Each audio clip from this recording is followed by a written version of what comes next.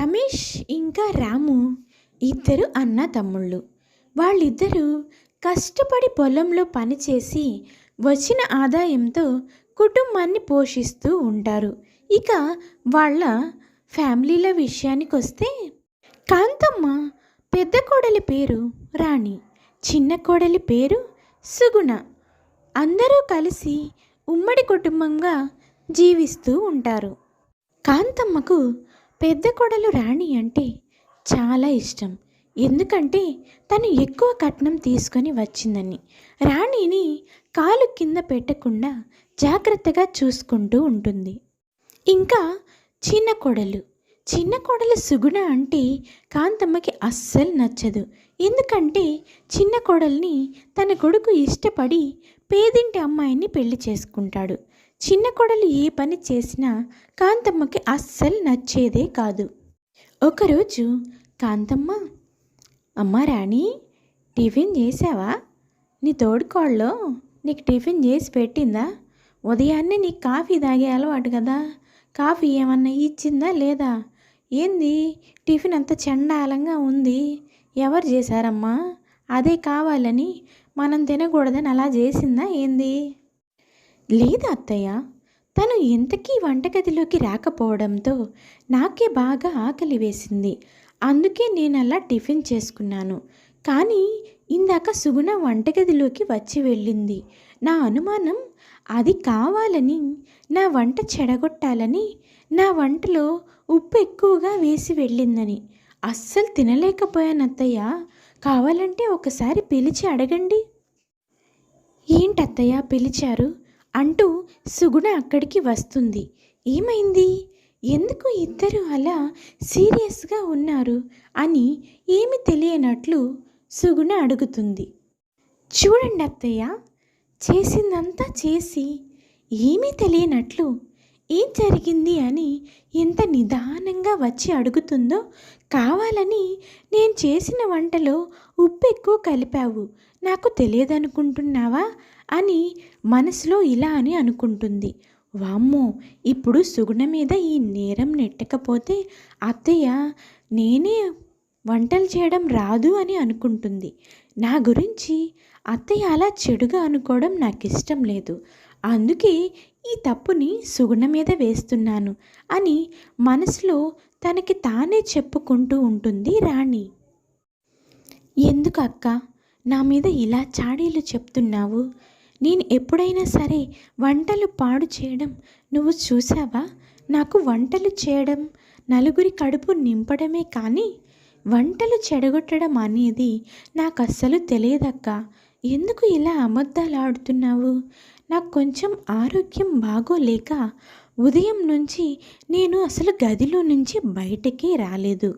అలాంటి నాపై ఇలాంటి నిందలు ఎలా వేస్తున్నావక్క? ఇంతలో కాంతమ్మ కల్పించుకొని, ఏందే నా కోడలి మీదకే ఎగురుతున్నావు? అయినా తప్పు చేసిన వాళ్ళు ఎవరైనా నేను తప్పు చేశాను అని ఒప్పుకుంటారా ఏంది? నాకు తెలియదు అని అనుకుంటున్నావా? అయినా నా కోడలు వంటగదిలోకి వచ్చి వంట చేసేంత కర్మ దానికి ఎందుకే? బాగున్నా బాగుండకపోయినా నువ్వు కట్నం తీసుకురాకుండా వచ్చావు. పైగా నీకు చిన్నప్పటి నుంచి ఈ పనులన్నీ అలవాటే కదా, చేయడానికి నీకేంది?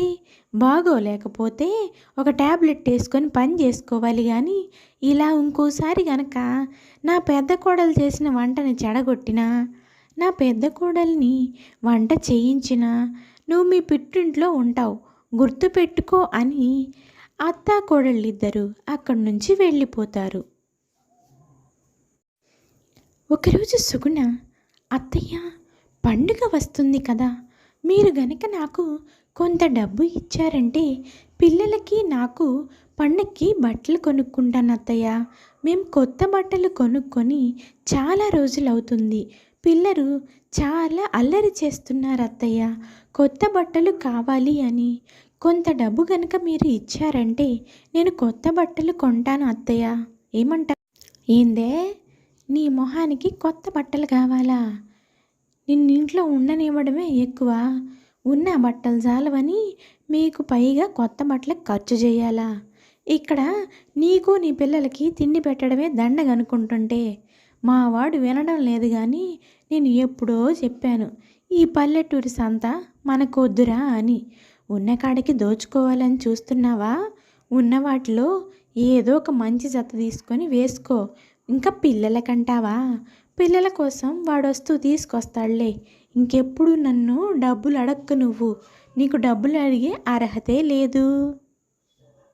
చిన్న కోడలికేమో అలా చెప్పి పంపించి పెద్ద కోడలతో, ఏమ్మా పెద్ద కోళ్ళ, పండగ వస్తున్నది కదా, 10,000 రూపాయల్లో మంచి పట్టు చీర ఒకటి తీసుకో. ఎందుకంటే పండక్కి నీ పుట్టింటికి వెళ్తావు కదా, అక్కడ అత్తింటి గౌరవం ఏమాత్రం తగ్గకూడదు. అదంటే ఇంట్లోనే బడేడుస్తుంది.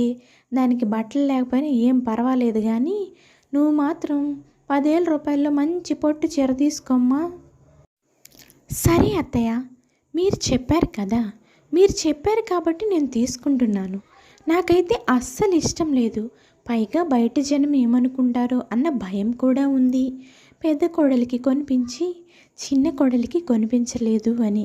అయినా మీరు పెద్దవారు, మీకు అన్ని విషయాలు తెలుసు. మీరు ఎలా చెప్తే అలా అత్తయ్య. ఇలా అత్త కోడళ్ళు ఇద్దరూ కలిసి చిన్న కోడల్ని ఎప్పుడూ ఏడిపిస్తూ, చిన్న కోడలతోనే ఇంటి పనులన్నీ చేపిస్తూ, చిన్న కోడల్ని ఒక పని మనిషిలాగా చూస్తూ ఉంటారు. ఒకరోజు పెద్ద కోడలు తన స్నేహితురాలి పెళ్ళికి వెళ్తుంది. వచ్చేసరికి ఆలస్యం అవుతుందని అత్తగారు చిన్న కోడల్ని కూడా పెద్ద కోడలికి తోడుగా పంపిస్తారు. అక్క, మనం ఇప్పుడు ఎక్కడికి వెళ్తున్నాం? అత్తయ్య అక్కకు తోడు వెళ్ళిరా అని చెప్పగానే అత్తయ్యని అడిగితే కోప్పడుతుందని సైలెంట్గా నీతో వస్తున్నాను. మనం ఇప్పుడు ఎక్కడికి వెళ్తున్నాం అక్క? ఏంటి ఇప్పుడు మనం ఎక్కడికి వెళ్తున్నామో చెప్తే కానీ నువ్వు నాతో రావా? అత్తయ్య మాట అంటే నీకంత గౌరవం లేకుండా ఉందా? మనం ఇప్పుడు నా స్నేహితురాలి పెళ్ళికి వెళ్తున్నాం. అక్కడికి గొప్ప గొప్ప వాళ్ళు, డబ్బున్న వాళ్ళందరూ వస్తారు. అక్కడ నువ్వు ఏమీ మాట్లాడకుండా సైలెంట్గా ఉండు, అర్థమవుతుందా అని చెప్తుంది పెద్ద కోడలు. అక్కడికి వెళ్ళిన వెంటనే పెద్ద కోడలి స్నేహితురాలు వాణి ఇలా మాట్లాడుతుంది. ఏంటి రాణి, ఎవరి అమ్మాయి? మీ ఇంట్లో పని మనిషా? పని మనిషిని ఎందుకని నువ్వు మన ఫంక్షన్కి తీసుకొని వచ్చావు? ఓహో, నీకు అసిస్టెంట్ లాగా తెచ్చుకున్నావా? నీకు కావలసినవన్నీ అందించడానికి. పెళ్ళిలో కూడా పనిచేయడానికి పని మనిషి లేదే. ఈ అమ్మాయితో ఈరోజు నువ్వు వెళ్ళే వరకు పెళ్లి పనులు చేయించవచ్చు కదా. లేదు వాణి, నువ్వు తప్పుగా అనుకున్నావు. తను నా తోటి కోడలు, పేదింటి నుంచి వచ్చిన అమ్మాయి కాబట్టి తన వాలకం అలానే ఉంటుంది. తన కట్టు బొట్టు అన్నీ పల్లెటూరుయే. సరే కానీ ఇంతకీ పెళ్ళెక్కడ జరుగుతుంది? ఎవరైతే ఏముంది, తనైతే పల్లెటూరు అమ్మాయే కదా. పేదింటి అమ్మాయి అంటున్నావు కూడా. తనకి పనులన్నీ వచ్చే ఉంటాయి కదా. తనతో కొంచెం ఇక్కడ పనులు చేయించు. తను చూడడానికి పక్క మోటు పిల్లలాగా ఉందే. ఏమండి, మీరెవరో నాకు తెలియదు కానీ మీరు మాత్రం చాలా తప్పుగా మాట్లాడుతున్నారు. ఒక పక్క మా అక్క నన్ను తన తోటి కోడలని పరిచయం చేసిన తర్వాత కూడా చాలా అగౌరవంగా పని మనిషిలాగా పనులు చేయమని అడుగుతున్నారు. మీరు అసలు మనిషేనా? మీకు అసలు మానవత్వం ఉందా? నోటికి ఎంత వస్తే అంత మాట్లాడతారా? నోటి మాటలు జాగ్రత్తగా మాట్లాడండి. నేను కనుక తిరిగి మాట్లాడాననుకో. ఇంతలో పెద్ద కోడలు కల్పించుకొని, ఆగు సుగుణ, ఏం మాట్లాడుతున్నావు? తను నీకన్నా వయసులో పెద్ద, పైగా మనకి ఫంక్షన్కి పిలిచారు. ఏదో పెద్దవాళ్ళు ఒక మాట అంటే ఇలా ఎదురు మాట్లాడతావా? అసలు అత్తయ్య మాట విని నిన్ను తీసుకొని ఇక్కడికి రావడం నేను చేసిన తప్పు. సారీ వాణి, నన్ను క్షమించు, నేను మళ్ళీ వస్తాను అని ఇంటికి బయలుదేరుతారు. నా స్నేహితురాలి ముందు నా పరువంతా తీసేశావు. ఇంటికి పద, నీ సంగతి అత్తయ్యతో చెప్తాను అని వాణి, రాణి, సుగుణ ఇలా మాట్లాడుకుంటూ ఇంటికి వెళ్తారు. ఇంటికి వెళ్ళిన తర్వాత జరిగిందంతా రాణి అత్తగారికి పూసకొచ్చినట్టు చెప్తుంది. అత్తగారు సుగుణతో ఇలా మాట్లాడుతుంది. ఏందే సుగుణ, ఇప్పుడు నిన్ను పని మనిషి అంటే నువ్వేమన్నా అరిగిపోయావా, కరిగిపోయావా? చదువుకున్న అమ్మాయి, పైగా గొప్పింటి అమ్మాయి, అక్క పరువు కాపాడదామని లేదా? అసలు నిన్ను పంపించడం నేను చేసిన తప్పే. అయినా నువ్వు పేదింటి అమ్మాయివి కాదా, పని మనిషివి కాదా? ఉన్న మాట అంటే అంత ఉలికెందుకే నీకు? నిన్ను చాలా గమనిస్తున్నాను. ఈ మధ్యన వాడి అలుసు చూసుకొని నువ్వు చాలా ఎక్కువ చేస్తున్నావు. వాడిని రాని నీ సంగతి చెప్తాను. ఎందుకత్తయ్య? నా తప్పు లేకపోయినా ఎప్పుడూ నన్ను ఏదొకటి అంటారు. ఎప్పుడూ పెద్ద కోడల్ని వెనకేసుకొని వచ్చి నన్ను చులకనగా చూస్తారు. చిన్న కోడలంటే మీకు అస్సలు ఇష్టం లేదు, ప్రేమ లేదు. కనీసం నన్ను మనిషిలా కూడా గుర్తించడం లేదు. ఇలాంటప్పుడు ఈ ఇంట్లో నేను ఎందుకు ఉండాలి? ఆయన వచ్చిన తర్వాత ఆయనతో చెప్పి నేను ఈ ఇంట్లో నుంచి వెళ్ళిపోతాను అత్తయ్య. అయినా కూడా చిన్న కోడలు కొన్నాళ్ళు అత్త పెట్టే టార్చర్ని భరిస్తూ ఉంటుంది. కానీ అత్త ఇంకా పెద్ద కోడలు మాత్రం మాత్రం మారరు. ఇంకా భరించలేని చిన్న కోడలు ఇల్లు వదిలి వెళ్ళాలి అని నిర్ణయం తీసుకుంటుంది. అప్పుడు తన భర్త రమేష్ ఇలా మాట్లాడతాడు. అమ్మా, మేమిద్దరం ఇల్లు వదిలి వేరు కాపురం పెట్టాలనుకుంటున్నాము. అప్పటి నుంచి నేను చూస్తున్నాను. సుగుణంటే మీకు అస్సలు నచ్చట్లేదు. కనీసం దూరంగా ఉంటేనన్నా ప్రేమలు, అభిమానాలు, ఆప్యాయతలు పెరుగుతాయన్న ఆశతో మేము ఇల్లు వదిలి వెళ్ళిపోతున్నామమ్మా. మాట్లాడుతున్నావురా? దాని మాటలు నమ్మి తల్లి నన్నే వదిలేద్దాం అనుకుంటున్నావా? సరే పోరా పో, ఎన్నాళ్ళుంటావో నేను చూస్తాను.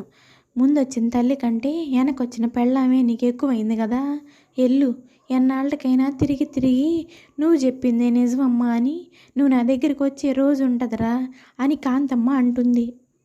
ఇలా వాళ్ళు వెళ్ళిపోయిన కొన్ని రోజులకి అత్తగారు రాణి దగ్గరికి వచ్చి, అమ్మ రాణి, నాకు కాఫీ తాగాలనిపిస్తుందే, కొంచెం కాఫీ పెట్టి టిఫిన్ చెయ్యి. ఎందుకంటే నాకు అసలే షుగర్ ఉంది కదా. టయానికి టిఫిన్ అన్నం తినకపోతే నా ఒంట్లో అస్సలు బాగాదు. చిన్న కోడలు కనుకుంటే అన్ని టయానికి చేసి పెట్టేది. అయినా నాకేం లోట్లే, నువ్వున్నావుగా. ఏం మాట్లాడుతున్నారు అత్తయ్య? నాకు అసలు వంట చేయడమే రాదు, మీకు తెలుసు కదా. నేను ఈరోజు నుంచి మీతో వంట చేయించుకొని తినాలని అనుకుంటున్నాను. బయట ఫుడ్ ఎన్నాళ్ళని తింటాను చెప్పండి? ఆరోగ్యం చెడిపోతుంది. ఈ రోజు నుంచి ఇంటి పని, వంట పని అన్నీ మీరే చేయాలి. ఎందుకంటే నేను ఎక్కువ కట్నం తీసుకొచ్చిన కోడల్ని కదా అని రాణి పొగరుగా మాట్లాడుతుంది. ఆ రోజు నుంచి ఇంటి పని, వంట పని, తోట పని అన్నీ అత్తగారే చేస్తుంది. అసలే అనారోగ్యం కొన్న అత్తగారు ఈ పనులన్నీ చేసేసరికి ఇంకా అనారోగ్యం పాలవుతారు. కొన్నాళ్ళకి అత్తగారి ఆరోగ్యం బాగా క్షీణిస్తుంది. అప్పుడు రాణి ఇలా అనుకుంటుంది, ఈ టైంలో ఈవిడ దగ్గర నేనుంటే ఈ పని చేయలేను. ఒకసారి చిన్న కోడలైన సుగుణకి కబురు పెడదాము, తను వస్తుందో రాదో అని సుగుణకి వేరే పని మనిషితో కబురు పంపిస్తుంది పెద్ద కోడలు రాణి. అక్కడికి సుగుణ వచ్చి అత్తగారిని చూసుకొని అత్తగారిని హాస్పిటల్లో చూపించి అత్తగారి ఆరోగ్యాన్ని బాగు చేస్తుంది. ఏంటి అత్తయ్య, ఇంత విషయం జరిగితే నాకు చెప్పరా? నేను మీకు లేననుకున్నారా? మీరు నన్ను అత్తగారిలా చూసినా నేను మాత్రం మీలో మా అమ్మనే చూసుకున్నాను. నా మనసుకి కష్టంగా ఉందని, నా విలువ తెలియలేదని వెళ్ళిపోయాను తప్ప మిమ్మల్ని ఈ పరిస్థితుల్లో నేను ఎప్పటికీ వదిలేను అత్తయ్య. మీరు నాతో ఉండండి. ఆ ఒక్క సంఘటనతో అత్తగారికి కనువిప్పు అవుతుంది. నన్ను క్షమించుకోళ్ళ, డబ్బు డబ్బు డబ్బు అని నిన్ను అసలు పట్టించుకోకుండా ఎప్పుడూ నిన్ను ఎగతాళి చేస్తూ, నీ మీద నిందలు వేస్తూ, నిన్ను హింసిస్తూ ఉండేదాన్ని. కానీ ఈరోజు నా ప్రాణం మీదకొస్తే నువ్వే నీ ప్రాణాన్ని అడ్డేసి నన్ను కాపాడావు. నన్ను క్షమించుకోళ్ళ. ఈరోజు నుంచి మనందరం కలిసిమెలిసి సంతోషంగా ఉందాం కోళ్ళ. ఇదంతా చూసిన రాణి మనసు కూడా మారుతుంది. తనలో డబ్బుందన్న అహంకారం కూడా తగ్గిపోతుంది. అందరూ కలిసిమెలిసి సంతోషంగా ఉందామని నిర్ణయించుకుంటారు. రాణి కూడా సుగుణకి క్షమాపణ చెప్తుంది. ఇది ఇవాల్టి కథ. వాళ్ళందరూ చాలా సంతోషంగా జీవిస్తారు. మనిషికి అనారోగ్యం వస్తే కానీ మనుషుల విలువ తెలియదు. ఇది ఈరోజు కథలోని నీతి.